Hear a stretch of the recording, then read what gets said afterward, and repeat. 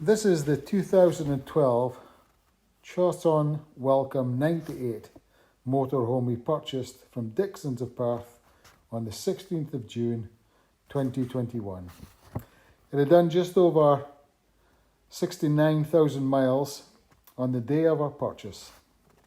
Dixons kindly gave us a handsome reduction on the original price of £34,995, selling us the vehicle for £32,500 because they had not been able to valet it properly. The reduction was to allow us to pay for it to be professionally valeted and cover the inconvenience. The vehicle drove to our home about 123 miles north of Perth without any issues. On the 28th of June, we set out on our first venture to visit with family in Lancashire, and while passing close to Perth, the battery warning light came on, and we decided to drive past Dixons of Perth to have it checked. They immediately diagnosed a faulty alternator, ordered a new one, and we camped in our car park overnight, and the alternator was fitted the next day. Whilst there, we advised Dixons that the TV in the motorhome was not receiving a signal, the leisure batteries were flat, and the fridge constantly defrosted. They checked this out and found the TV cable was broken and the electrical connection to the back of the motorhome had fused. Both these issues were readily fixed. We continued on our journey, and about 100 miles further on, the instrument panel failed. Initially, it was just unreadable, but it then failed entirely. Also, when we used cruise control, the vehicle would suddenly lurch forward and throw it out of cruise. This happened on 3 occasions. We called Dixons and were informed they would have to order a replacement instrument panel and we should continue on our journey. They couldn't identify the lurching forward issue. However, after a good night's sleep in the fixed beds of the motorhome, the next morning the instrument panel came on unexpectedly with a warning to check the glow plugs. We returned to Dixons of Perth and they confirmed the glow plugs were faulty. The instrument panel was ordered and they still could not identify the lurching forward issue and suggested it may have been caused by my large feet depressing the accelerator and foot brake simultaneously. My size 10 feet are pretty normal. I explained that as the vehicle was in cruise control at the time, my feet were not on the pedals in any case. They advised us to continue on our journey and they would replace and repair the problems when we returned. Apparently, glow plugs are not required in warm weather. Who knew? As we journeyed to Lancashire, it became apparent that the clutch was slipping, and this was what was throwing the vehicle out of cruise and causing the lurching forward. Every time we hit a slope or a slight incline on the motorway, the clutch would start slipping and throw the vehicle out of cruise. I again called Dixons and learned that the service department had closed shop for 10 days due to a COVID-19 outbreak. The sales department, which was still open, said that they would get back to me, but after 3 more days of a slipping clutch and being unable to get through to Dixons, I took the vehicle to a garage in Chorley, Lancashire, and had the clutch replaced at a cost of £849.89. While at the garage, the mechanic found a considerable amount of metal filings in the gear oil, which he drained and replaced, explaining that due to the excessive amount of metal in the oil, that it would appear to be an issue with the gears. I notified Dixons of the further concern. The instrument panel failed again. During our journey, it became noticeable that both wing mirrors were loose and kept moving out of position and had to be constantly adjusted. When driving, the electrical vehicle cooling fans only worked on level 4, very noisy, but intermittently and unexpectedly came on levels 1, 2 and 3. The front wheel trim of the driver's side of the vehicle constantly came loose and was only saved by the plastic ties. The external electrical flap was broken and flapped about while driving, which was very apparent if and when the wing mirrors pointed in the correct direction. Inside the motorhome, the large skylight window would not open in the extremely hot weather due to a broken mechanism.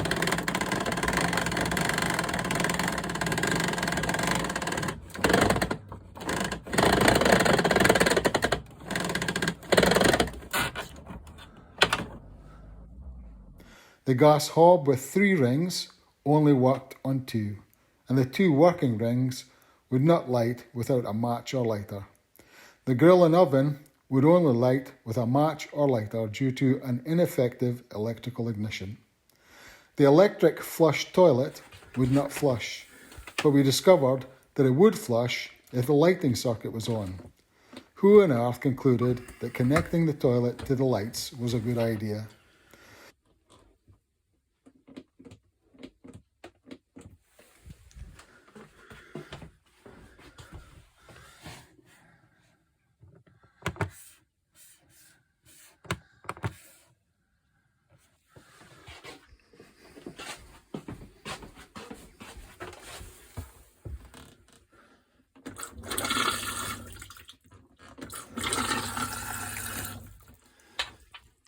The twin fixed bed lights were cross-wired so that when the right-hand light was switched on, the left-hand light came on.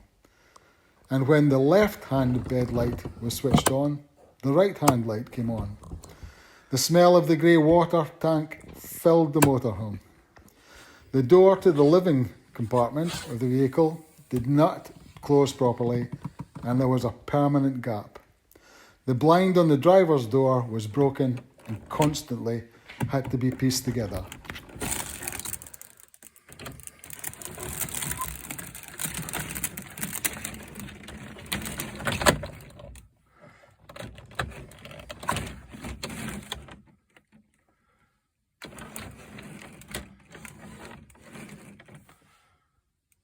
The heating vent broke and wouldn't repair. There was a freshwater leak from under the rear passenger seats and a freshwater leak from an outside seal. A ripped cushion, which was repaired prior to the purchase, ripped within 2 weeks of us purchasing the vehicle, and no key was provided to lower and raise the electric table. On our way home on the 19th of July, we stopped in past Dixons of Perth and discussed returning the problematic vehicle, which was still under a 3-month warranty. We were persuaded to look at other vehicles in stock and decided to exchange it for a slightly dearer Itineo A-Class motorhome, which was older but had done considerably less mileage. Dixons agreed to prepare it, make sure it was 100% okay, and we could then swap the vehicles if we paid an additional £2,500.